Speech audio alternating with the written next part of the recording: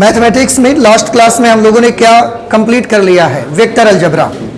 Vector algebra जो कि आपका 10th चैप्टर था, वो हमने पूरी तरीके से कंप्लीट किया। आज 11th चैप्टर हम लोग स्टार्ट करेंगे और 11th चैप्टर में बड़ा अच्छा चैप्टर आपका लगा है 3 डायमेंशनल ज्योमेट्री। 3 डायमेंशनल ज्योमेट्री, जिसे आप शॉर्ट में 3D ज्योमेट्री भी कह सकते हैं, इसलिए मैंने सिर्फ 3D ज्योमेट्री लिखा हुआ है यहां पर।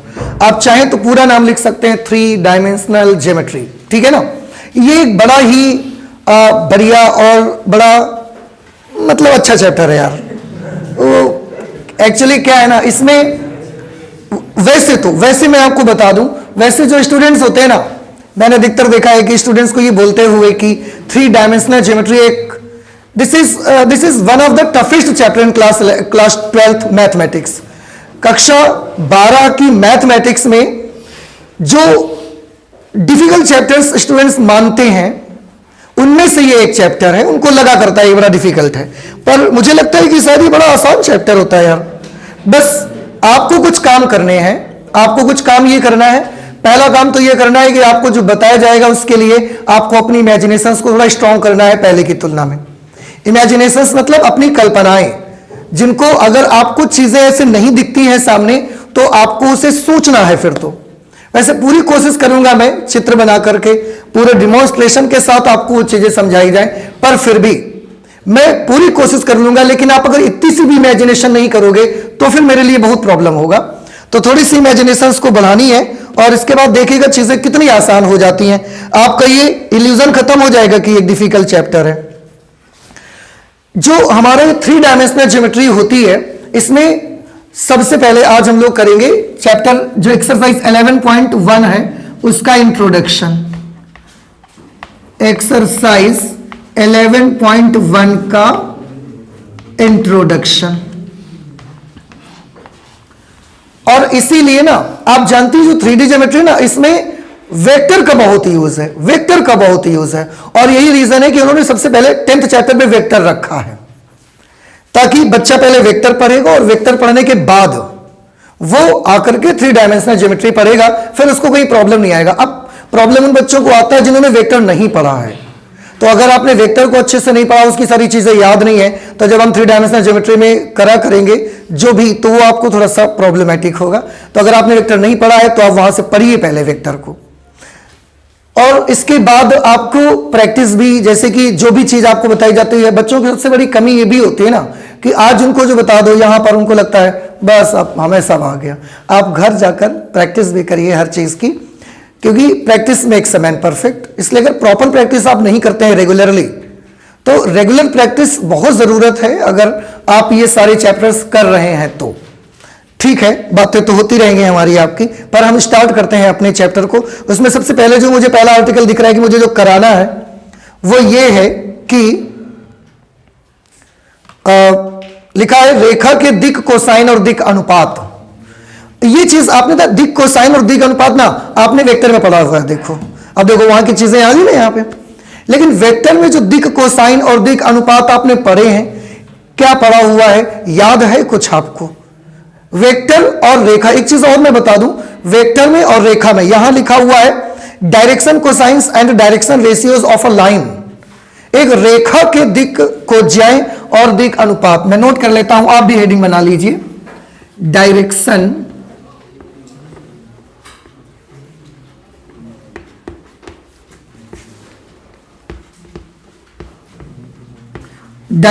कोसाइंस एंड डायरेक्शन रेशियोज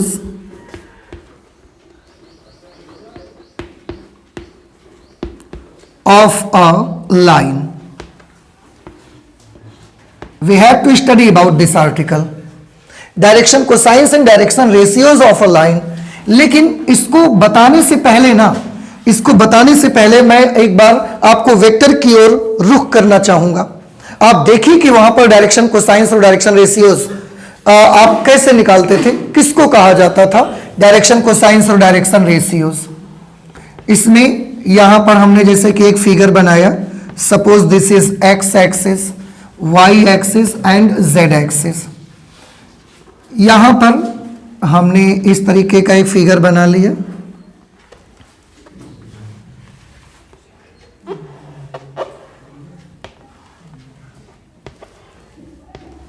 ये मान लिया ये पॉइंट है P, ये पॉइंट ऐसा स्पेस में है, हवा में कहीं पर, ये O है, यहां से आपने इसको मिलाया, ये एक बिंदु P का पोजीशन वेक्टर बन गया। अगर इसके पॉइंट्स x, y, z हैं तो ये वेक्टर क्या बना, vector OP is equal to बना x i cap plus y j cap plus z k cap. ठीक है ना। अच्छा, ये OP वेक्टर बन गया। हमने डायरेक्शन कोसाइंस और डायरेक्शन रेशियोज दो तरीके से आपको बताए हैं। उनमें से पहला मेथड ये कि अगर कोई वेक्टर कभी दिया होगा, कोई वेक्टर कभी दिया है तो उसका डायरेक्शन कोसाइंस और डायरेक्शन रेशियोज क्या होते हैं, याद है आपको? चलिए मैं आपको याद दिलाता हूं, देखिए ध्यान आ जाएगा जैसे ही हम बताएंगे आपको। अगर ये वेक्टर कंपोनेंट फॉर्म में दिया गया है तो इसकी जो डायरेक्शन रेशियोज होंगे DRs, मैंने पहले भी आपको बता रखा है, दिक् अनुपात को डायरेक्शन रेशियोज कहते हैं, शॉर्ट में DRs से लिखते हैं, तो हम ऐसे लिख दिया करेंगे, आप समझ जाया करिएगा। आपको बताया गया कि जो वेक्टर दिया होता है तो किसी भी वेक्टर में i कैप, j कैप और k कैप के जो कोएफिशिएंट्स होते हैं, जिनके गुणांक होते हैं, वो गुणांक उस वेक्टर के डायरेक्शन रेशियोज कहे जाते हैं। तो वेक्टर OP के DRs क्या बनेंगे, x, y और z, ये इसके DRs हैं, दिक् अनुपात हैं। अगर आपको दिक् कोज्या चाहिए, दिक् कोज्याएं, तो वो कैसे निकाली जाती थी, वो भी आपको याद है कि नहीं याद है? DCs निकालने के लिए सबसे पहले इस वेक्टर का हमको क्या करना पड़ता था, यूनिट वेक्टर निकालना है, उसका मात्रक सदिश निकालना है, और फिर उसमें i cap, j cap, k cap के जो गुणांक आएंगे वो DCs बनते थे। याद आया ना आपको? अच्छा, अगर आप इसको यूनिट वेक्टर में बदलेंगे, उस समय देखो बदलना आपको आता है, कैसे यूनिट वेक्टर में बदलोगे, OP cap is equal to vector OP upon mod of vector OP। Vector OP की वैल्यू कितनी है, x i cap plus y j cap plus z k cap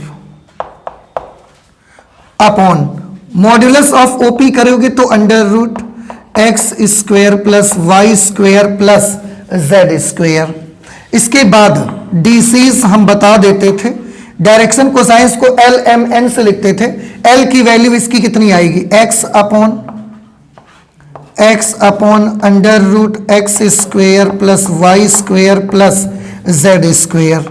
M की वैल्यू आती है y upon under root x square plus y square plus z square, और n की value आती है z upon under root x square plus y square plus z square. ये सभी बच्चों को याद आया? तो कोई भी अगर गिवन वेक्टर है आपका जो कि एक कंपोनेंट फॉर्म में दिया गया है, उसके अगर DRs निकालोगे, उसके DCs निकालोगे, ये DRs होंगे और ये DCs आते थे उसके।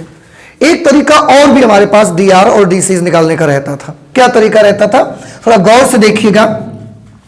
अगर ये एक वेक्टर OP वेक्टर है, बिंदु P का पोजीशन वेक्टर, अगर हमें मालूम हो कि ये सदिश x अक्ष के साथ अल्फा, y अक्ष के साथ बीटा और z अक्ष के साथ गामा एंगल बनाता है, ऐसी सिचुएशन पे भी हम उनके DCs निकाल लेते थे। कैसे निकालेंगे आप इनके DCs? DCs में L की वैल्यू हो जाती थी cos अल्फा, M की वैल्यू हो जाती थी cos बीटा और N की वैल्यू कितनी हो जाती थी, cos gamma. So this is the another method by how we find the DCs of a given vector। अगर उसके x axis, positive x axis, positive y axis और पॉजिटिव z डायरेक्शन से अगर हमको उसके एंगल्स पता है तो cos alpha, cos beta, cos gamma will be the direction cosines of that vector, the given vector. इस तरीके से हम निकाल लेते हैं उसको। डायरेक्शन रेशियोज कैसे निकालते थे उनको भी याद करिए। डायरेक्शन रेशियोज के बारे में बोल देते थे, direction ratios are just 3 numbers. जो दिक् अनुपात होते हैं वो केवल 3 ऐसे नंबर होते हैं जिनका दिक् कोज्याओं के साथ अनुपात समान होता है। मतलब हम अगर a अपॉन l करें, b अपॉन m करें, c अपॉन n करें और ये तीनों बराबर एक कांस्टेंट के बराबर अगर आ जाएं तो ऐसे सिचुएशन पे ए बी सी को ही हम इस वेक्टर के क्या कहेंगे, दिक् अनुपात बोल देंगे। तो ये मैंने अभी 11.1 का कुछ नहीं बताया आपको। 11.1 में तो सबसे पहला जो आर्टिकल मुझे करना है that is direction cosines and direction ratios of a line. But I am telling you the direction cosines and direction ratios of a vector, and there is a very big difference between vector and a line. Vector is a directed line but line has no direction. आप याद रखिए, vector के पास direction होती है पर line के पास कोई direction नहीं होती। आपको वेक्टर अगर बनाना होगा तो आप ऐसा बनाओगे, लाइन अगर बनाना होगा तो लाइन आप ऐसे बनाते हो। ये वेक्टर है और ये क्या है, लाइन। इसलिए मैंने आपको पहले क्लियर किया कि आप देख लो, आपने वेक्टर की बेसिस पढ़ के आए हो, आप मन में यह भ्रम मत रखिएगा कि जो हमने वहां पढ़ा था वही यहां कर लेंगे, ऐसा नहीं है। आपके अंदर का, आपके माइंड का वो कंफ्यूजन दूर करने के लिए पहले मैंने ये चीज आपको बताई है। समझ आ रहा है आपको? नहीं समझ में आ रहा है? अब हम आज निकालेंगे direction cosines and direction ratios of a line, कि किसी लाइन अगर कोई है तो उसके डायरेक्शन कोसाइंस और डायरेक्शन रेशियोज क्या हुआ करेंगे। ठीक है, अब लाइन पर आते हैं। देखिए जरा, वेक्टर में एक चीज और होती है, थोड़ा सा इसको भी ध्यान दीजिए। जैसे अगर हमने एक वेक्टर लिया और वेक्टर का आपको एक्स अक्ष के साथ एंगल बता दिया अल्फा, एक्स अक्ष के साथ अल्फा एंगल बता दिया, तो आप इसका वाई अक्ष के साथ कोण नहीं बता सकते हैं। हमने आपसे बोला कि एक वेक्टर है ओपी, एक्स अक्ष के साथ 30 डिग्री का कोण बनाता है, तो बताइए वो वाई अक्ष के साथ कितना कोण बनाएगा? आप नहीं बता सकते। जैसे ये कोना है यहां पर, उसमें ये एक्स एक्सिस हो गई, ये वाई एक्सिस हो गई और ये कौन सी अक्ष हो गई, जेड एक्सिस। अब इसमें एक वेक्टर हमने ऐसे रख दिया, ये ओपी वेक्टर है, उसका ये जो सिरा है, इनिशियल पॉइंट ये ओरिजिन पॉइंट पर है और ये टर्मिनल पॉइंट यहां पर है, तो ये पॉइंट तो हवा में है ना। अब अगर एक्स अक्ष से हमने बता दिया कि एक्स अक्ष से ये अल्फा कोण बनाता है, 60 डिग्री का कोण बनाता है, तो क्या आप बता दोगे कि वाई से कितना बनाता है? आप नहीं बता सकते। आप नहीं बता सकते कि ये जेड से कितना एंगल बनाता है। पर जब आप क्लास 11th में स्ट्रेट लाइन पढ़ा था आपने, 2 डायमेंशन में सरल रेखा आपने पढ़ी थी, वहां पर अगर एक रेखा एक्स अक्ष के साथ इतना कोण बनाती है तो वाई से कितना बनाती है हम बता सकते थे। यहां पर वो प्रक्रिया नहीं हो सकती आपकी। तो ये जो चीजें हमने पढ़ी थी ना, this was all for a vector, not for line. But in 3-dimensional geometry, in the introduction of exercise 11.1, we have to study about the direction cosines and direction ratios. There is no new thing. But these are the direction cosines and direction ratios are of the line, not for the vector. आपको line के लिए पढ़ना है, vector के लिए नहीं पढ़ना। तो कैसे करते हैं प्लीज देखिए, बड़ा अच्छा लगेगा आपको, बड़ा मजा भी आएगा ये सब चीजें सीखने में। अब एक लाइन मैं ले लेता हूं कहीं से भी, देखो 3-डायमेंशनल ज्योमेट्री है, उसमें ये एक्स एक्सिस है, ये वाई है और ये जेड है। कहीं पर भी एक लाइन ऐसे मैंने बना दिया, कोई भी लाइन हो सकती है भाई, जरूरी थोड़ी मूलबिंदु से जाएगी। ऐसी लाइन मैंने बना दी कोई भी एक, समझ आ रहा है आपको? अब ये लाइन को हम अगर इस लाइन के द्वारा एक्स अक्ष, वाई अक्ष और जेड अक्ष पर बने हुए कोण मालूम हो जाएं, फिर हम इसके डायरेक्शन कोसाइन बता सकते हैं। कैसी भी बना लो, ऐसे लाइन बना ले, ये मैंने लाइन बना ली। और आप तो जानते हैं line has 2 direction, vector has only 1 direction but line has 2 direction, इसलिए दोनों तरफ एरो बनाए जाते हैं उसके। ये लाइन है, अगर किसी तरीके से हमको ये पता लग जाए, अगर ये पता लग जाए कि ये जो लाइन बनी हुई है ना, ये लाइन धनात्मक एक्स अक्ष से कितना कोण बनाती है, पॉजिटिव वाई एक्सिस से कितना एंगल बनाती है, पॉजिटिव जेड एक्सिस से कितना एंगल बनाती है, तो cos alpha cos beta cos gamma करेंगे और हमें लाइन के डीसीज मिल जाएंगे, लाइन के डीसीज मिल जाएंगे। पर ये कैसे होगा, लाइन तो यहां बनी है। लेकिन हम लोग इमेजिन कर सकते हैं, क्या इमेजिन कर सकते हैं? इमेजिन ये कर सकते हैं कि जो ये लाइन बनी हुई है, हमारा एक्स वाई और जेड यहां पर है। 2 काम आप कर सकते हैं, या तो देखो मैंने क्या बोला, आप इमेजिन कर सकते हैं, इमेजिनेशन आना शुरू हो गई ना। या तो आप ये काम कर लीजिए, सोच लीजिए कि लाइन को शिफ्ट करके हम यहां लेके आ जाते हैं। एक काम, अगर आपको लगता है हम ये नहीं करेंगे तो ना करिए, आप ये पूरा का पूरा फिगर ही ना इसको धक्का दे दीजिए थोड़ा ऊपर, और इसको खिसका के तो फिर यहां ले आइए। जो आपको इजी लगे वो आप कर लीजिए। पर लाइन अगर ऐसे बनी है तो इसको ऐसा ऐसा वैसा तैसा कैसा भी नहीं करेंगे, लाइन को वैसे ही रखना है। You can shift the line और you can shift your 3 dimensional axes, पूरा का पूरा ये 3 डायमेंशनल एक्सेस शिफ्ट कर सकते हैं। कुछ भी आप सोच लीजिए जो आपकी मर्जी लगे, जो आपको लगे ये हम करना चाहते हैं। उससे आपको ये पता लग जाएगा कि एक्स अक्ष, वाई अक्ष और जेड अक्ष के साथ क्या एंगल मेकअप हो रहा है इसका, ये आपको मालूम हो जाएगा। कर लिया जाए। क्या शिफ्ट करना पसंद करेंगे? लाइन को शिफ्ट करें कि कोऑर्डिनेट एक्सिस को शिफ्ट करें? चलो कोई एक चीज करो, आप तो दोनों चीजें बोलोगे। लाइन को शिफ्ट कर लेते हैं ऐसे, ये देखो हम ले आए, हम इसका निकाल लेंगे, वही इसके डिसीज आ जाएंगे। अब हम देख रहे हैं ये लाइन, एक चीज आप देखिए, ये लाइन एक्स अक्ष के साथ कितना कोण बनाती है? मान लिया अल्फा। वाई अक्ष के साथ एंगल बनाती है बीटा, और जेड अक्ष के साथ एंगल बनाती है गामा। तो अगर ये लाइन यहां पर होगी, क्योंकि लाइन की डायरेक्शन तो हमने बदली नहीं है, लाइन ज्यों की त्यों ऐसे उतार ली यहां पर, तो अगर लाइन यहां पर है और वो एक्स अक्ष से अल्फा, पॉजिटिव वाई एक्सिस से बीटा, पॉजिटिव जेड एक्सिस से गामा एंगल बनाती है, तो यहां रह करके भी तो वही एंगल बन रहे होंगे, बस हमको लग नहीं रहा है ऐसा हो रहा होगा, क्योंकि 3 डायमेंशनल का फिगर है। ऐसी सिचुएशन पर लाइन के डीसीज क्या होंगे? Let alpha, beta and gamma are the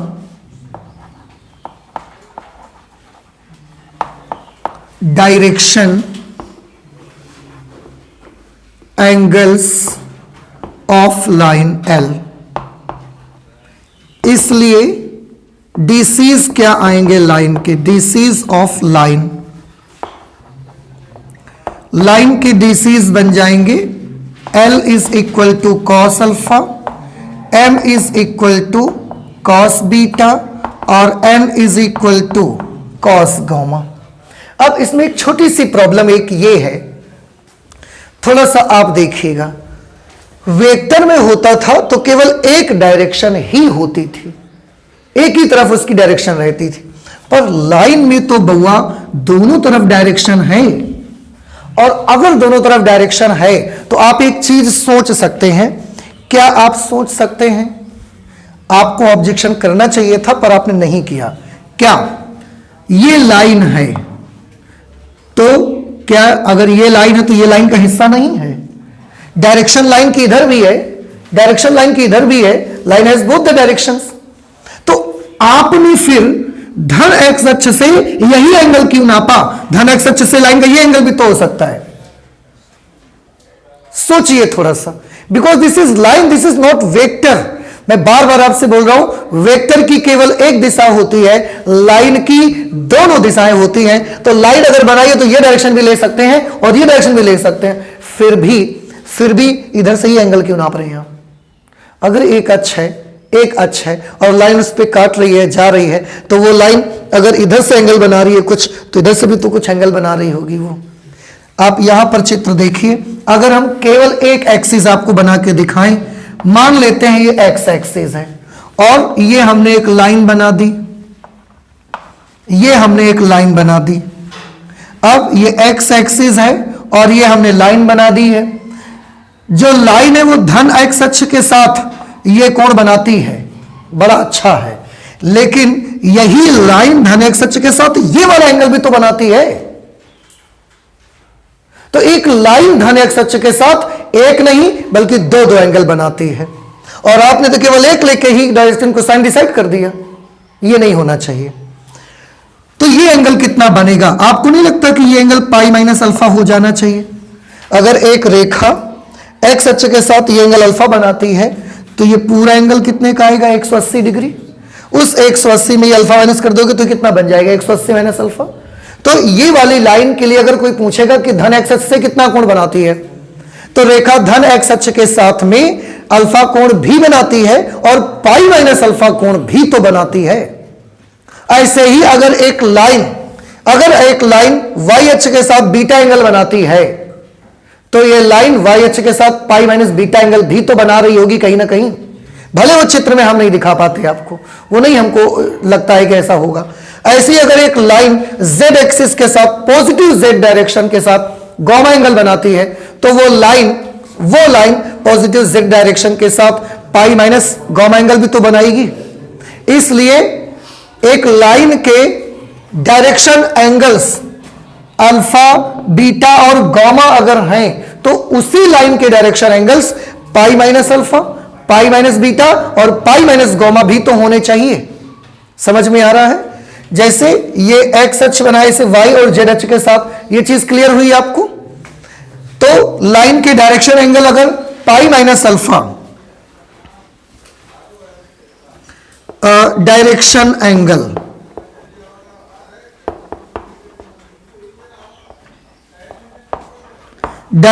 angles of line L is equal to pi minus alpha, pi minus beta, pi minus gamma. इसलिए लाइन के डिसीज क्या आएंगे? Cos pi minus alpha, cos pi minus beta और cos pi minus gamma. आप सोच सकते हो कि ये बात वेक्टर में क्यों नहीं बताई आपने? तो मैं बार बार बोल रहा हूं, वेक्टर में एक डायरेक्शन होती थी, मैं केवल उधर से ही एंगल नाप सकता था, दूसरी तरफ से एंगल नहीं नापना था मुझे। लाइन में तो दोनों दिशाएं ना, तो दोनों तरफ से एंगल नापना है आपको। तो इसके डिसीज क्या आ जाएंगे? Minus cos alpha, minus cos beta और माइनस कॉस गामा। यानी कि अगर cos alpha, cos beta, cos gamma L M N है तो minus cos alpha minus L बन जाएगा, minus cos beta minus M बन जाएगा और minus cos gamma minus N बन जाएगा। समझ आ रही बात आपको? इस तरीके से अब शायद मुझे लगता है आपको यह बात समझ में आ जानी चाहिए कि एक वेक्टर के direction cosines L M N होते हैं, लेकिन किसी रेखा के डायरेक्शन कोसाइंस कौन कौन से होने चाहिए? एल एम एन तो होते ही हैं, minus L minus M minus N भी रेखा के डायरेक्शन कोसाइंस होते हैं। तो direction cosines of a line, disease of a line is equal to plus minus L plus minus M plus minus N। नहीं समझ में आया? वेक्टर के डायरेक्शन को साइंस क्या होते थे? L, M, N। पर रेखा के डायरेक्शन को साइंस क्या होंगे? Plus minus L, plus minus M, plus minus N। ये डायरेक्शन को साइंस होंगे। और क्यों होंगे? समझ आया अभी आपको? नहीं आ रहा है समझ में? ठीक है ना? क्योंकि लाइन की दोनों दिशाएं हो सकती हैं इस वजह से।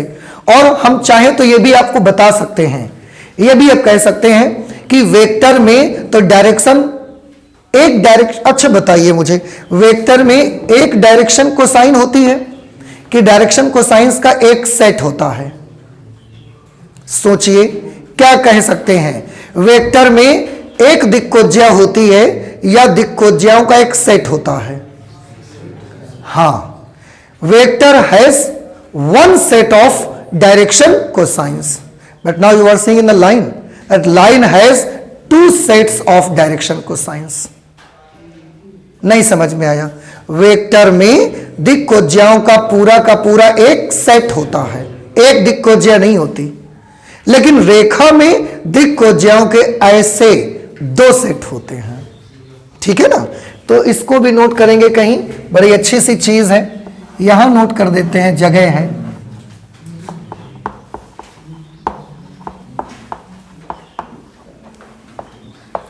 A line has two sets of direction cosines। रेखा के दो दिक्कोज्या नहीं कहते हैं, दिक्कोज्याओं के दो सेट हैं उसके लिए। पहला set plus L plus M plus N और दूसरा set minus L minus M minus N. याद रहेगा आपको? तो ये हो गए आपकी रेखा के दिक् कोसाइंस। अगर धन एक्स अक्ष से, धन वाई अक्ष से और धन जेड अक्ष से अल्फा बीटा और गामा कोण वो लाइन बनाती है उस वक्त। ठीक है? आप एक काम करिए, इसको नोट करिए, इसके बाद और बातें करते हैं हम इसके बारे में, ठीक है? जल्दी से नोट कर लीजिए।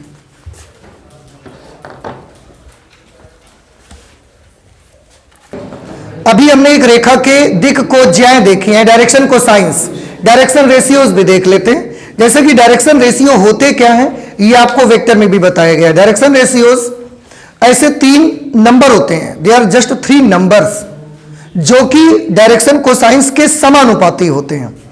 तो अगर एक रेखा के दिक् अनुपात, यदि रेखा L के दिक् अनुपात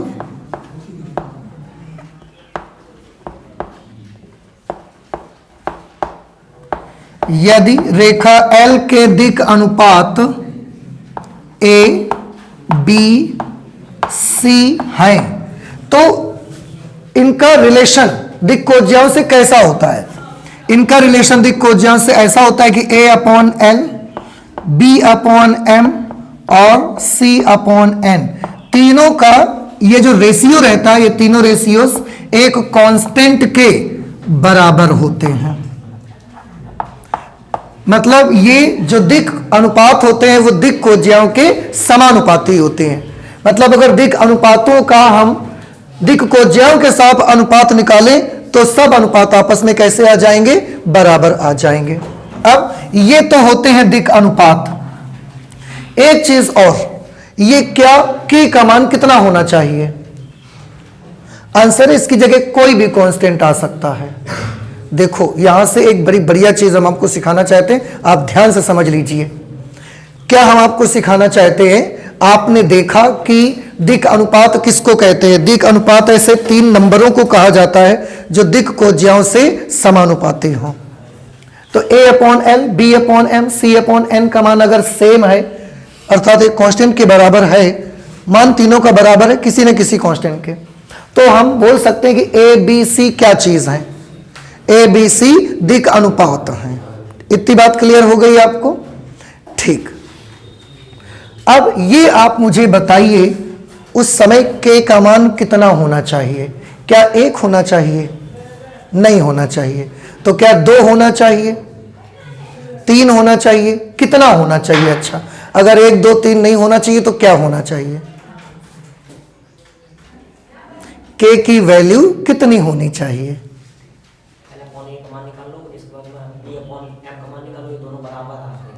हाँ, तो तीनों बराबर आ जाएं और वो चाहे जिस कांस्टेंट के बराबर आ जाए। हम कह देंगे कि A B C दिक् अनुपात है, तो K का मान कितना आना चाहिए? 1 अगर आ जाएगा, अगर हमने A अपॉन L निकाला, ऐसे सोचो, A अपॉन L निकाला, B अपॉन M निकाला, C अपॉन N निकाला और K की वैल्यू कुछ भी आ गया कांस्टेंट, बाई चांस 1 आ गया, तो क्या आप A B C को दिक् अनुपात बोलेंगे? बोलेंगे कि नहीं बोलेंगे? बोल दो यार, बोल देंगे, क्यों नहीं बोलेंगे भाई? आपको चाहिए क्या? आपको यही तो चाहिए ना कि A और L का अनुपात, B और M का अनुपात, C और N का अनुपात आना कैसा चाहिए? बराबर। वो 1 आता है, 2 आता है, 1.5 आता है, पौना आता है, क्या फर्क पड़ता है यार? क्या फर्क पड़ता है? आपको तीनों के मान कैसे चाहिए? बराबर चाहिए। कितना आता है इससे हमें कोई फर्क नहीं पड़ता, पर तीनों की वैल्यूज आपस में कैसे आनी चाहिए? बराबर। तो अगर K की वैल्यू 1 आ गई तो भी A B C दिक् अनुपात है, 2 आ गई तो भी A B C दिक् अनुपात है, 3 अगर आ गया तो भी A B C D Rs हैं।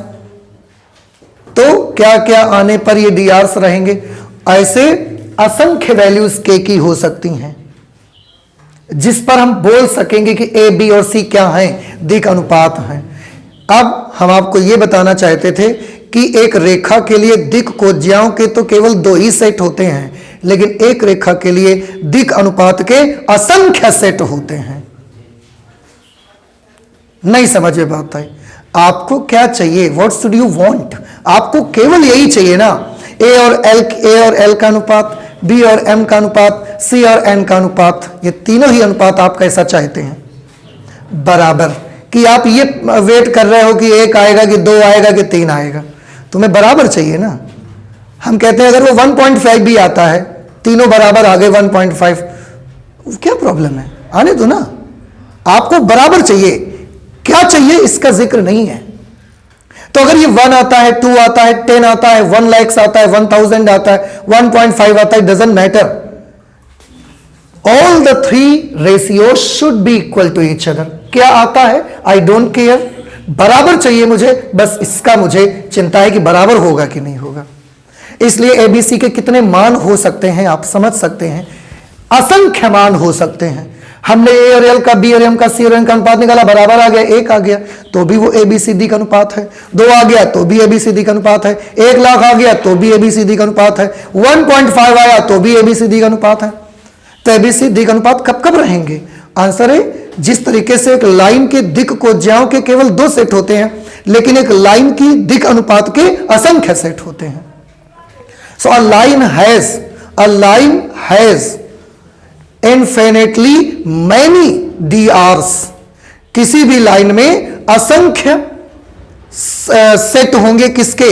दिक् अनुपात के। अभी भी ये बात समझ में नहीं आ रही है आपको? आ रहा है ना?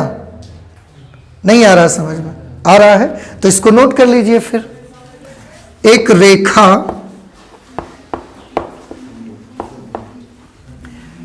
रेखा के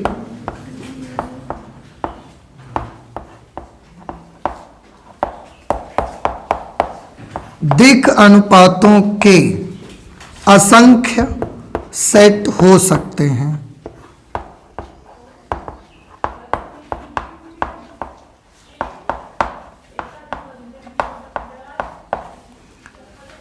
भाई दिक् अनुपात का हमने डेफिनेशन यही तो पढ़ी है ना कि दिक् अनुपात ऐसे 3 नंबरों को हम कह सकते हैं, जिन 3 नंबरों का अगर हम A/L B/M उनके दिक् कोज्याओं के साथ अनुपात निकालें तो वो बराबर आ जाए। ना कि ये तो नहीं बोला ना कि जब अनुपात निकाले तो वो 1.5 आना चाहिए, ये तो नहीं बोला, बराबर चाहिए आपको। तो A/L B/M C/N का मान बराबर आए, वो आए चाहे जितना, हमें कोई फर्क नहीं पड़ता।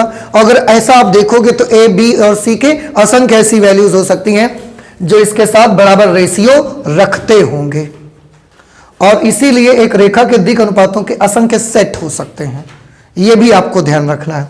फिर अब एक चीज और हम यहां पर करना ये चाहते हैं कि अगर कभी बाई चांस हमें दिक् कोज्या मालूम है तो हम क्या दिक् अनुपात निकाल लें, अगर हमको दिक् अनुपात मालूम हो तो हम दिक् कोज्या निकाल लें। हम ऐसा एक रिलेशन बनाना चाहते हैं, ऐसा एक संबंध दिक् कोज्याओं और दिक् अनुपातों के बीच में कायम करना चाहते हैं कि अगर हमें डीसीज मालूम हो तो हम उसके डीआरस निकाल लें, अगर हमें डीआरस मालूम हो तो हम उसके डीसीज निकाल लें। ये भी हम यहां से कर सकते हैं। कैसे? अभी थोड़ा ध्यान से देखिएगा। रिलेशन, इसको हम चाहें तो एक आर्टिकल डाल सकते हैं, relation between DCs and डीआरस of a line. ठीक है ना? Relation between DCs and डीआरस of a line, एक रेखा के दिक् कोज्याएं और दिक् अनुपातों में संबंध। थोड़ा ध्यान से देखिएगा। अगर हम यहां से आपसे ए की वैल्यू पूछेंगे फिर आप क्या बताइएगा? KL नहीं बताएंगे आप, ये उधर चला जाएगा तो ए की वैल्यू कितनी हो जाएगी? KL। और बी की वैल्यू कितनी हो जाएगी? KM। सिमिलरली सी की वैल्यू कितनी हो जाएगी? KN। बउआ हो, ये नहीं समझ में आ रहा है आपको? अच्छा, अब आप भी ये सोच रहे होगे कि अगर दिक् कोज्या मालूम है, दिक् अनुपात मालूम है तो दूसरा कैसे निकाल सकते हैं? इसी से निकाल लो। लेकिन इसमें भी एक प्रॉब्लम है, के का मान कितना होगा ये नहीं पता ना, ये अननोन है हमारे लिए, इसलिए हमको ये करना पड़ रहा है। आप देखिए, सबका वर्ग करके आप जोड़ दो तो हम लिखेंगे A² plus B² plus C²। बताओ ए का मान कितना है? KL। तो A² की वैल्यू कितनी आ जाएगी? K² L²। B² की वैल्यू कितनी आ जाएगी? हाँ बिल्कुल सही, K² M²। C² की वैल्यू कितनी आ जाएगी? K² N²। This is A² plus B² plus C² is equal to, इनसे अगर हम बउआ K² कॉमन कर ले तो अंदर में क्या बचेगा? L² plus M² plus N²। Now this is A² plus B² plus C² is equal to K² multiplied by 1, because L, M, N are the DCs of a line और आप ये रिलेशन बहुत अच्छे से जानते हैं कि दिक कोज्याओं का के बीच में आपस का रिलेशन होता है L² + M² is equal to 1। तो इसकी जगह तो हमने क्या कर दिया, 1 लिख दिया। तो k की वैल्यू कितनी आ जाएगी, फिर k की वैल्यू कितनी आएगी, ±√a² + b² + c²। देखो k² is equal to a² + b² + c², तो k is equal to ±√a² + b² + c²। ये k की वैल्यू आ गई। अगर ये k की वैल्यू आ गई तो अब हम उस लाइन के डीसीज निकाल सकते हैं। इसलिए L का मान कितना आएगा बताओ, L की वैल्यू a/k, देखो ना इसको, L का मान कितना आएगा, a/k। तो हम a लिखेंगे, अपॉन k की जगह पर क्या लिख देंगे, √a² + b² + c², और यहां सामने क्या लग जाएगा, प्लस माइनस। k वाला नहीं लगेगा प्लस माइनस, ना समझ आ रहा, ठीक है। अच्छा, इसी तरीके से m की वैल्यू बहुआ कितनी आ जाएगी, m की वैल्यू आएगी b/k, तो ऊपर b/, में k आ जाएगा, √a² + b² + c²। इसके सामने भी प्लस माइनस लग जाएगा क्योंकि k का मान ±√a² + b² + c² है। इसी तरीके से n की वैल्यू आएगी +(c/√a² + b² + c²। ये आ गई दिक कोज्याएं और दिक अनुपात में संबंध। अब थोड़ा ध्यान से देखिए, अगर आपको दिक अनुपात मालूम होंगे, यानी कि a b c अगर पता है आपको, तो आप इसकी मदद से दिक कोज्याएं बड़ी आसानी से निकाल लेंगे। और एक चीज देखिए, जितने भी दिक कोज्याएं आई है सबके आगे प्लस माइनस लगा है, वेक्टर में नहीं होता था ये। क्यों? क्योंकि ये लाइन है and line has 2 sets of direction cosines. तो आ रहा है, नहीं समझ में आई बात, इसीलिए प्लस माइनस इसमें आ गया, कोई फर्क नहीं पड़ता हमको। But this is the relation between direction cosines and direction ratios. अगर आपको डायरेक्शन रेशियोज मालूम है a b c, तो आप उस लाइन डायरेक्शन कोसाइंस निकाल सकते हैं, प्लस माइनस ये प्लस माइनस वो प्लस माइनस वो, ऐसे। समझ आ रहा है ना आपको? एक चीज और यहां पर, जैसे आपने बताया, मैंने बोला आपको एक नोटिस लिखा है यहां पर कि एक रेखा के दिक अनुपातों के असंख्य सेट हो सकते हैं। एक रेखा के दिक अनुपातों के असंख्य सेट हो सकते हैं, ये हमने लिखा है। और मुझे लगता है आप समझ गए होंगे शायद कि ए बी सी अगर 3 नंबर हैं, उनका LMN के साथ अनुपात बस बराबर आना चाहिए। ऐसे 3 नंबरों को हम दिक अनुपात बोलेंगे। हमें फर्क नहीं पड़ता कितना आ रहा है, हमें फर्क पड़ता है बस बराबर चाहिए मुझे। तो बराबर तो कुछ भी आ सकता है ना अनुपात इसका, अगर बराबर है तो यहां कोई भी नंबर हो सकता है, इसलिए असंख्य बोल दिया। पर इसका ज्योमेट्रिकल मीनिंग क्या है? असंख्य सेट हो सकते हैं, ये चीज जैसे हमने बोला कि एक रेखा के दिक कोज्याओं के 2 सेट हो सकते हैं, तो क्लियरली हमारे माइंड में उसकी इमेज है कि क्यों 2 सेट हो रहे हैं। क्योंकि एक लाइन जब खींचेंगे तो वह x अक्ष के साथ धन x अक्ष के साथ 2 कोण बना सकती है, इसलिए होंगे। पर दिक अनुपात के असंख्य सेट हो सकते हैं, इसका ज्योमेट्रिकल मीनिंग क्या है? अभी नहीं, अभी इसके आगे जब आर्टिकल ले रहे हैं हम, उसमें हम आपको बताएंगे कि ज्योमेट्रिकल मीनिंग होता क्या है एक्चुअली, डायरेक्शन रेशियोज के असंख्य मान कैसे हो रहे हैं। ठीक है, अभी बस आप इतना नोट कर लीजिए, इसके बाद और आगे चलते हैं। पर इसका मतलब बताऊंगा मैं आपको, बताएंगे उस समय आपको कहेंगे कि याद करिए कि क्या लिखा था। असंख्य सेट लिखे थे और असंख्य सेट हो सकते हैं कि नहीं हो सकते, आप देखेंगे पूरा और आप फील करेंगे उसको कि वाकई में ऐसा होता है। आप नोट कर लीजिए, इसके बाद आगे चलते हैं। नेक्स्ट आर्टिकल हम ले रहे हैं, direction cosines and direction ratios of a line passing through 2 points. अगर एक रेखा 2 बिंदुओं से होकर गुजरती है तो उसके दिक कोज्या और दिक अनुपात क्या होंगे, इसके बारे में मैं आपको समझाना चाहता हूं। आप लिख लीजिए, 2 बिंदुओं से गुजरने वाली रेखा के दिक कोज्याएं और दिक अनुपात। 2 बिंदुओं से गुजरने वाली रेखा के दिक कोज्या और दिक अनुपात।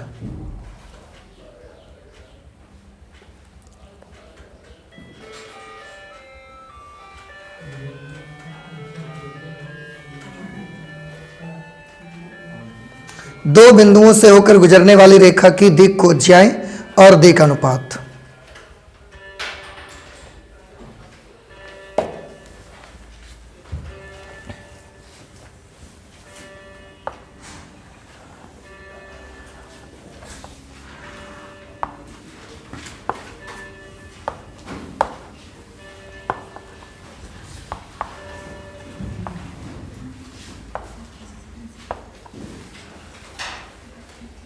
देखिए, दो बिंदुओं से अगर कोई लाइन गुजरती है तो उसकी दिक् कोज्याएं और दिक् अनुपात क्या होंगे, थोड़ा ध्यान से देखिए। मान लिया कि ये एक लाइन है और ये ऐसी लाइन है जो दो बिंदुओं से होकर गुजरती है।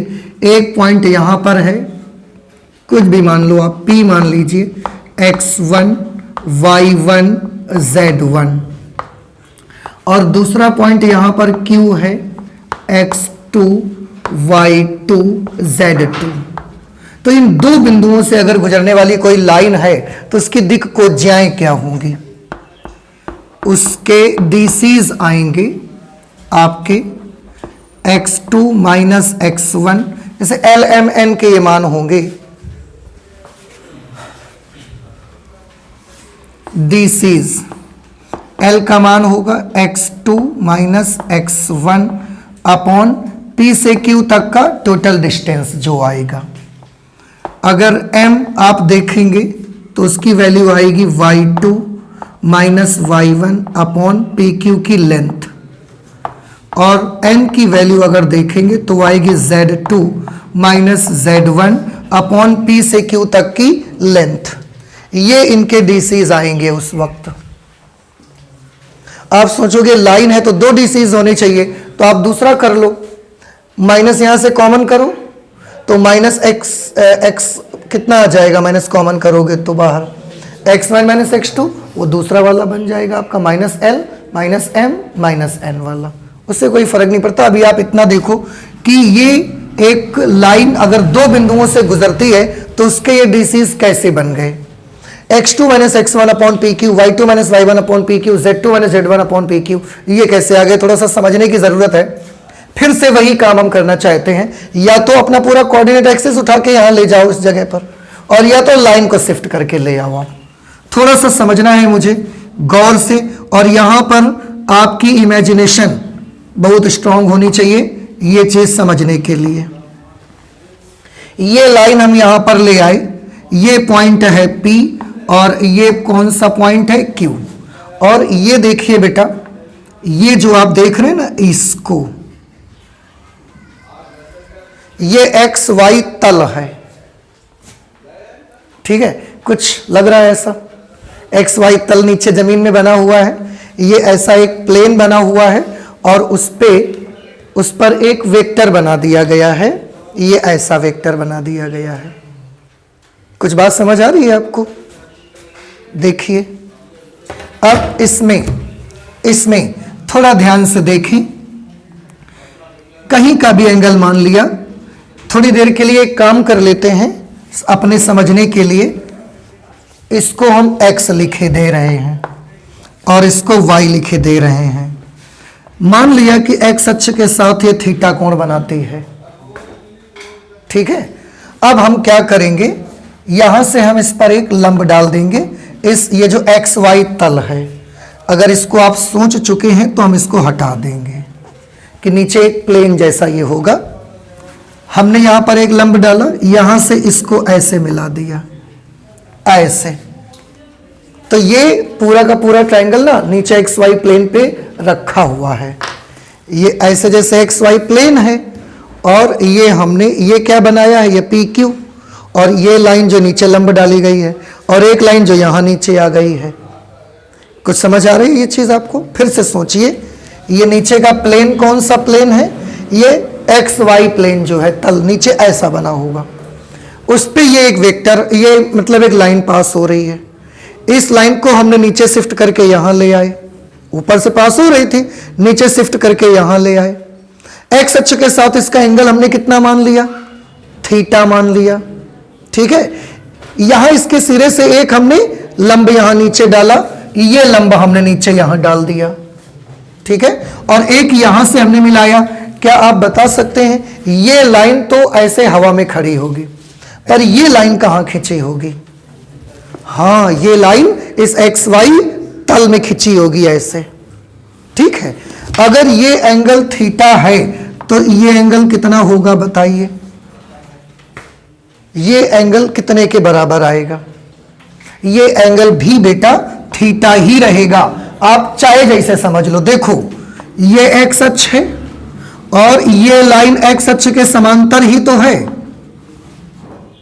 देख रहे हैं। अब दो समांतर रेखाओं को एक तिर्यक रेखा अगर काटेगी तो इसका इसके साथ बना एंगल और इसका इसके साथ बना एंगल बराबर ही तो होगा।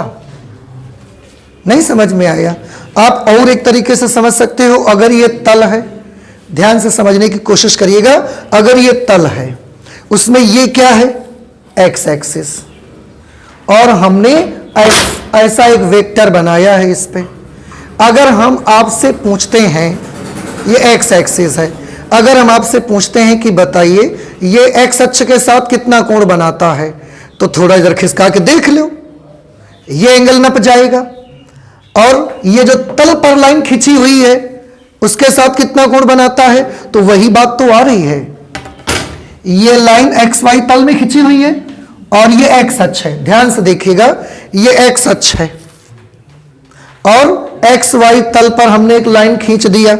यहां पर एक लाइन ऐसे हमने ये बना दिया, दिख नहीं रही होगी फिलहाल, पर एक लाइन हमने ये बना दिया। अब एक्स अक्ष और तल पर खींची गई लाइन दोनों एक ही जगह पर तो हैं। अब अगर उसमें मैं एक लाइन आपसे खड़ी करके ऐसे पूछने लगूं कि ये एक्स अक्ष के साथ अगर थीटा कोण बनाती है तो ये तल के साथ कितना कोण बना रही है? थीटा ही तो बन रहा है। ये एक्स अक्ष है और ये वो लाइन है जो ये खिंची हुई है, तो दोनों के एंगल यहां पर कितने बनेंगे? थीटा एंगल बन जाएंगे। ये आपको थोड़ा सा एक तो याद रख लेना है। दूसरा, अगर ये थीटा एंगल है, इसके कोऑर्डिनेट्स हैं x1, y1, z1 और इसके कोऑर्डिनेट्स हैं x2, y2, z2। तो जो कोज्याएं होती हैं, एक्स अक्ष के साथ बना कोण थीटा माना है। अगर आप इसे अल्फा मान लेते और मैं पूछूंगा कि इसका दिक् कोज्या बताइए एल का मान, तो आप एल का मान कैसे बताओगे? Cos alpha. कॉस अल्फा का फॉर्मूला क्या होगा? आधार बटे कर्ण। आधार ये होगा और कर्ण पी क्यू होगा। आधार की वैल्यू कितनी आएगी, ये बहुत सोचने की जरूरत है। पहले तो हमको थोड़ा इसको एक मैं अलग से फिगर आपको बनाऊंगा, उसकी मदद से देखने की कोशिश करिए। अगर हम केवल 2 डायमेंशनल का फिगर आपको बना के दिखाएं, केवल 2 डायमेंशंस का फिगर आप बना के देख लीजिए। अगर 2 डायमेंशंस का फिगर बनाएं और उस पर एक ये लाइन मैं बना देता हूं, यहां पर P है, इसके कोऑर्डिनेट्स हैं x1, y1, z1 और ये Q है, इसके कोऑर्डिनेट्स हैं x2, y2, z2। तो यहां से अगर हम ऐसा बनाएंगे ऐसा, और ये डिस्टेंस कोई आपसे पूछेगा तो कितनी बतानी चाहिए, ये हम आपको समझाना चाहते हैं। यही डिस्टेंस तो हम जानना चाहते हैं कितनी आएगी। ध्यान से देखो, इत्मीनान से बिल्कुल। यहां से एक लंब डाल दो, यहां से भी एक लंब डाल दो। क्या आप बता सकते हैं इस पॉइंट के कोऑर्डिनेट्स क्या बनेंगे? एक्स अक्ष पर है ये, इसके कोऑर्डिनेट होंगे x1, 0, 0। इसके कोऑर्डिनेट्स क्या बनेंगे? x2, 0, 0। कैसे? ये x अक्ष पर है, यहां पर y और z के मान तो 0 आएंगे। अगर इसके निर्देशांक x1, 0, 0 है, इसका मतलब ये डिस्टेंस कितनी है? x1 डिस्टेंस है ये। और अगर ये x2, 0, 0 है, तो यहां से लेकर यहां तक का डिस्टेंस टोटल कितना है? x2। और उसमें तो हम आपसे केवल इतना ही तो पूछ रहे हैं बेटा, क्या बताएंगे आप? x2 माइनस x1, तो ये आ जाएगा। ऐसे ही यहां पर ये डिस्टेंस कितना बन जाएगा? x2 minus x1। और दिक् कोज्या किसको बोलते हैं? Cos alpha. कॉस अल्फा बराबर आधार बटे कर्ण। आधार कितना आया? x2 minus x1। कर्ण कितना है? P से Q तक की लेंथ, ये कर्ण है, तो अपॉन PQ लिख दिया हमने। अब ये बताओ, ये समझ में आया कि नहीं आया? पहले थोड़ा सा यहां पर आपको ज्यादा सोचने की जरूरत है। ये एंगल वगैरह, ये प्लेन में लाइन है, किस तल में है? एक्स वाई तल में है। तो अगर किसी लाइन पर ये दो बिंदु होते हैं, मैं केवल एक अक्ष की तरफ से, क्योंकि मैं एक्स अक्ष पे देखना चाहता हूं कितनी डिस्टेंस ये लाइन कवर कर रही है, तो मैंने केवल एक्स अक्ष को लेकर दिखाया आपको। अगर ये बिंदु x1 y1 z1 है तो इसका निर्देशांक x1 0 0 आएगा, ये x2 0 0 आएगा। अगर इसका निर्देशांक x1 0 0 तो ये डिस्टेंस x1 है, ये x2 0 0 है तो ये डिस्टेंस x2 है। उसमें फिर ये दूरी कितनी बचेगी, ये वाली। तो हमने वही किया, यहां से लेकर पूरी यहां तक की दूरी जो x2 थी उसमें x1 माइनस कर दिया, तो ये डिस्टेंस निकल करके आ गया x2 माइनस x1। और यही चीज यहां पर आ जाएगी, यहां से यहां तक का total distance x2 minus x1 आ जाएगा। अब cos अल्फा आधार बटे कर्ण, x2 minus x1 upon P Q. इसी तरह से अगर हम लाइन को m निकाल के दिखाते और y की तरफ से कोण बीटा दिखाते तो फिर वो कितना आ जाता, y2 minus y1 upon P Q. यही चीज z अक्ष के साथ होती, z2 minus z1 upon P Q. तो ये क्या आ गए, डायरेक्शन कोसाइंस आ गए हैं। समझ आया आपको कि नहीं समझ में आई भाई? आ रहा है कुछ आपको? क्या डाउट है बताओ? अगर नहीं आ रहा तो डाउट होगा, और डाउट है तो प्लीज बताइए ना कि क्या डाउट है। आ गया है समझ में? तो चले फिर हम आगे। तो ये हमने क्या निकाली, अगर दो बिंदुओं को मिलाने वाली एक रेखा है तो उसकी दिक् कोज्याएं कितनी बनेंगी, ये दिक् कोज्याएं उसकी बनेंगी। दिक् अनुपात क्या होंगे उसके? अब देखो दिक् कोज्याएं ये भी हो सकती हैं भाई, माइनस एल अगर करोगे तो ये भी हो जाएगी x1 minus x2 upon P Q. Minus M अगर करोगे तो हो जाएगी माइनस नहीं sorry y1 minus y2 upon P Q. और माइनस एन की वैल्यू निकालोगे तो z1 minus z2 upon P Q. ये भी दिक् कोज्याएं हैं, कोई प्रॉब्लम नहीं है। समझ आ रहे हैं ना आपको? क्यों? क्योंकि लाइन की दो तरीके की दिक् कोज्याएं होती हैं, दो सेट होते हैं डेसीज के। अब दिक् अनुपात के बारे में समझने की कोशिश करिए। दिक् अनुपात के बारे में आपने देखा है कि दिक् अनुपात ऐसे तीन नंबर होते हैं, ऐसे तीन नंबर होते हैं जो L और M और N के साथ अनुपात समान रखते हैं, अनुपात समान रखते हैं। मतलब हम कह सकते हैं कि A, B, C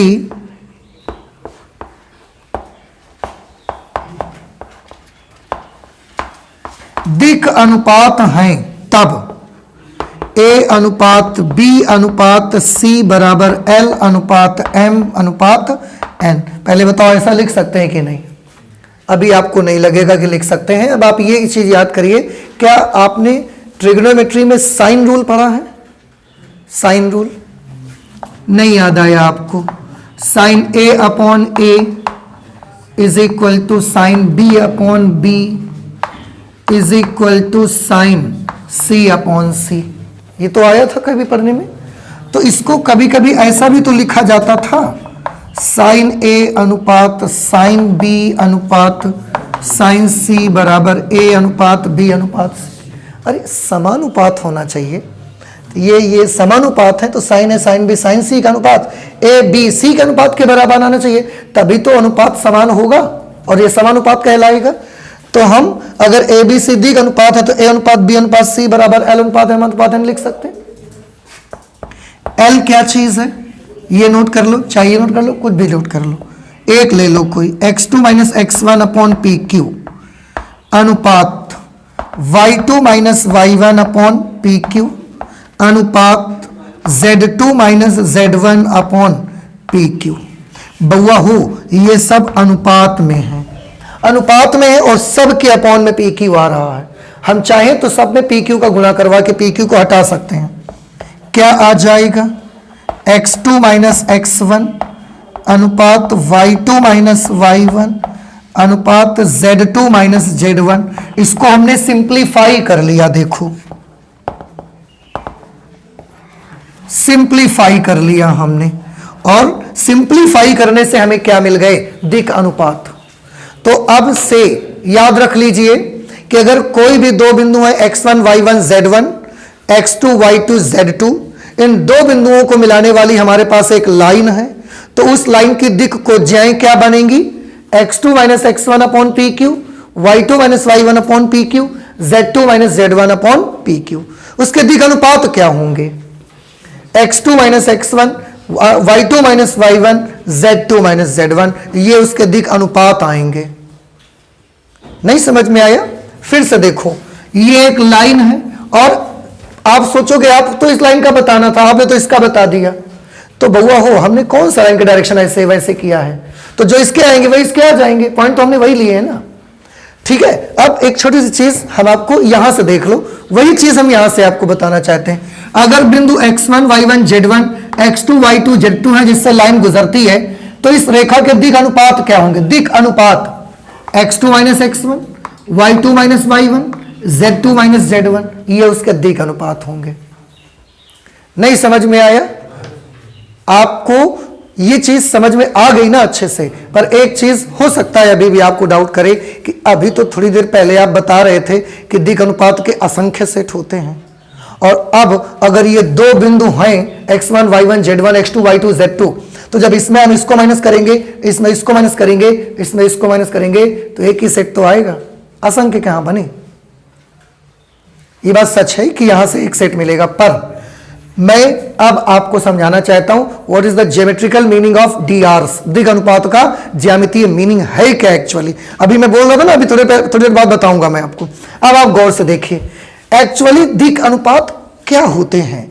तो आंसर है एक्चुअली दिक अनुपात होते हैं जिन दो बिंदुओं से होकर कोई रेखा गुजरती है ना, जिन दो बिंदुओं से होकर कोई रेखा गुजरती है, उन बिंदुओं के संगत निर्देशांकों का अंतर ही दिक अनुपात होता है। x2 में x1 माइनस कर लो, y2 y1 माइनस कर लो, z2 में z1 माइनस कर लो, वो DRs आ जाएंगे। तो एक्चुअली दो बिंदुओं से गुजरने वाली रेखा के दिक अनुपात क्या होते हैं? तो किन्हीं भी दो बिंदुओं से गुजरने वाली रेखा के दिक अनुपात उनके निर्देशांकों के, उनके जो बिंदु होते हैं उनके संगत निर्देशांकों का अंतर ही होता है। समझ में आया? तो अब ये असंख्य कैसे हो सकते हैं? तो फिर यार असंख्य क्यों नहीं हो सकते? देखो, ये एक लाइन है या यही एक लाइन है, आपने ये दो बिंदु लिए हैं ना। फिर से मैं आपको एक बार और समझा देना चाहता हूं, आप गौर से समझ लीजिए कि अगर दो रेखा, कोई एक रेखा है जो दो बिंदुओं से होकर जाती है, तो उस रेखा के दिक अनुपात कैसे निकालते हैं? उन दोनों बिंदुओं के संगत निर्देशांकों का अंतर से निकलता है। अब आइए देखिए, आपने ये दो बिंदु लिए हैं, हम ये दो बिंदु ले लेते तो भी तो दिक अनुपात बता देते आपको, इसी लाइन के बताते हम आपको। अगर हम ये वाले दो बिंदु ले लेते तो भी हम आपको इसी लाइन के दिक अनुपात बता देते, अंतर करके बता देते। अगर हम ये दो बिंदु ले लेते तो भी हम दिक अनुपात आपको बताते घटा वटा के। ये दो बिंदु ले लेते तो भी हम आपको निर्देशांकों को घटा के दिक अनुपात बता देते। ऐसे एक लाइन पे कितने दो बिंदु ले सकते हो आप? असंख्य ले सकते हो, और यही रीजन है कि असंख्य दिक अनुपात होंगे। फिर तो भाई दिक अनुपात के बारे में हमने फाइनली क्या देखा कि एक्चुअली दिक अनुपात क्या होता है? जिन दो बिंदुओं से रेखा गुजरती है, या रेखा जहां से भी जा रही है, उस रेखा पर कोई भी दो बिंदु ले लो, कोई भी, नॉट नेसेसरी कि यही वाले दो बिंदु चाहिए हमको। उस रेखा पर कोई भी दो बिंदु ले लीजिए, उनके बिंदुओं के संगत निर्देशांकों का अंतर निकालिए, वही जो नंबर आएंगे ना अंतर निकालने से, वही उस रेखा के दिक अनुपात बन जाएंगे। और ऐसे दो दो बिंदु करके एक लाइन पर असंख्य बिंदु ले सकते हैं, और असंख्य बिंदु ले सकते हो तो अंतर भी तो असंख्य आएंगे, तो दिक अनुपात भी तो असंख्य आएंगे। ठीक है, वो स्टोरी हमारी कुछ गलती नहीं है उस पर, सही है ना? समझ में बात आई आपको? आया? तो ये DR का एक्चुअल ज्योमेट्रिकल मीनिंग है। तो किसी भी रेखा दो बिंदुओं से जा रही हो और अगर उसके दिक अनुपात आपसे पूछे जाएं तो आप उनके बिंदुओं के संगत निर्देशांकों का अंतर कर देंगे बस। और रही बात दिक को ज्याओ की, तो ऐसे निकाल लेंगे। ठीक है, इस तरीके से आप उसको कर लेंगे। एक छोटी सी चीज वैसे बची हुई है, अगर आप वक्त दें तो हम कर लेते हैं और फिर चलते हैं। नोट करिए जल्दी से, डीसीज ऑफ कोऑर्डिनेट एक्सेस, यानी कि निर्देशांक अक्षों के दिक कोज्याएं। थोड़ा सा देखिए, समझने की कोशिश करिए। अभी तक हमने दिक कोज्या, दिक अनुपात किसकी बात की? एक लाइन की। अब हमारे मन में क्वेश्चन आता है, हमारे मन में एक बात आती है कि जो हम एक्स अक्ष बनाते हैं, हम जो वाई अक्ष बनाते हैं, हम जो जेड अक्ष बनाते हैं, ये भी तो लाइन ही है, तो इनकी भी कुछ दिक कोज्याएं होनी चाहिए। इनकी दिक कोज्याएं क्या हो सकती हैं वो हम जानना चाहते हैं। तो अगर कोई हमें ये बता दे, अगर कोई एक रेखा की दिक कोज्याएं आप कैसे बता सकते हैं? अगर कोई ये बता दे कि वो वाली रेखा एक्स अक्ष से कितना कोण बनाती है, वाई अक्ष से कितना एंगल बनाती है और जेड अक्ष से कितना एंगल बनाती है, अगर ये कोई बता दे तो तुरंत से आप cos alpha, cos beta, cos gamma करते हो, निकाल लेते हो। और आज हमको क्या करना है, आज तो हमको वही करना है कि एक्स अक्ष, वाई अक्ष और जेड अक्ष, इन्हीं की दिक्कोज्याएं हमको पता लगानी है। चित्र अगर हम बनाएं, थोड़ा ध्यान से देखिएगा, अगर ये O है, ये X है, ये Y है और ये Z है। अगर मैं आपसे पूछूं, हम X अक्ष की अगर बात करें, X अक्ष की अगर बात करें तो क्या आप हमको बता सकते हैं, X अक्ष एक लाइन है, अगर X अक्ष एक लाइन है तो X अक्ष से कितना कोण बनाएगी? एक्स एक्सिस, स्वयं एक्स एक्सिस से कितना एंगल बनाएगी? ऑब्वियस सी चीज है, 0 डिग्री एंगल बनाएगी। और जब कोई रेखा एक्स अक्ष से जितना कोण बनाते हो उसको किससे लिखते हो आप? अल्फा से। तो एक एक्स अक्ष एक लाइन है, वो एक्स अक्ष से कितना कोण बना रही है? 0 डिग्री। तो इसको किससे लिखना चाहिए? Alpha. Alpha is equal to 0 degree. क्या एक्स अक्ष के लिए बीटा बता सकते हैं? बीटा क्या होता है? रेखा का वाई अक्ष के साथ बना हुआ कोण। हम रेखा के रूप में किसको ले रहे हैं? एक्स अक्ष। तो एक्स अक्ष का वाई अक्ष से बना कोण कितना होगा? 90 डिग्री। Very good, 90 degree. और रेखा का अर्थात एक्स अक्ष का जेड अक्ष से बना हुआ कोण कितना होगा? बताओ। It is again 90 degree. तो अगर मुझसे एक्स अक्ष की दिक्कोज्याएं पूछेंगे आप, दिक्कोज्याएं, एल का मान कितना आएगा? 1 cos alpha, cos beta, cos gamma. यही तो आप करते हो ना। तो कॉस अल्फा, और क्योंकि अल्फा का मान 0 है इसलिए कॉस 0 का मान 1 आएगा। एम की वैल्यू कितनी आएगी? 0। एन की वैल्यू कितनी आएगी? एन की वैल्यू भी कॉस 90 करोगे 0 आएगी। इस तरीके से एक्स अक्ष की दिक्कोज्याएं क्या होंगी बताइए? एक्स अक्ष की दिक्कोज्याएं होंगी 1 0 0। ऐसे ही वाई अक्ष के लिए बताओ, वाई अक्ष के लिए अल्फा का मान कितना होगा? बोलिए। अल्फा की वैल्यू, यानी कि वाई अक्ष को अब रेखा के रूप में ले रहे हैं, तो इस बार लाइन कौन है? वाई अक्ष। तो वाई अक्ष का एक्स अक्ष के साथ कोण बताइए? 90 डिग्री। Very good. वाई अक्ष का वाई अक्ष के साथ कोण बताइए? 0 डिग्री। वाई अक्ष का जेड अक्ष के साथ कोण बताइए? 90 डिग्री। इसलिए उसके डिसीज क्या बन जाएंगे? cos 90 0, cos 0 1, cos 90 0। तो y अक्ष की दिक्कोज्याएं क्या आ जाएंगी? y अक्ष की दिक्कोज्याएं 0 1 0। z अक्ष की निकाल लोगे अब आप? ना आ जाएगा। तो z अक्ष की दिक्कोज्याएं क्या आ जानी चाहिए? 0 0 1। Very good. ये z अक्ष की दिक्कोज्याएं आ जाएंगी। बस ये एक छोटा सा आर्टिकल है आपका। इसके बाद इसके इंट्रोडक्शन में सारी चीजें आपकी कंप्लीट हैं। अब हम चाहें तो इससे रिलेटेड क्वेश्चंस को हम लोग सॉल्व कर सकते हैं। तो जब कल से हम इसको चालू करेंगे तो हम एक क्वेश्चन सॉल्व करना शुरू करेंगे। तो चलते हैं, मिलते हैं फिर अगली क्लास में। Okay, thank you.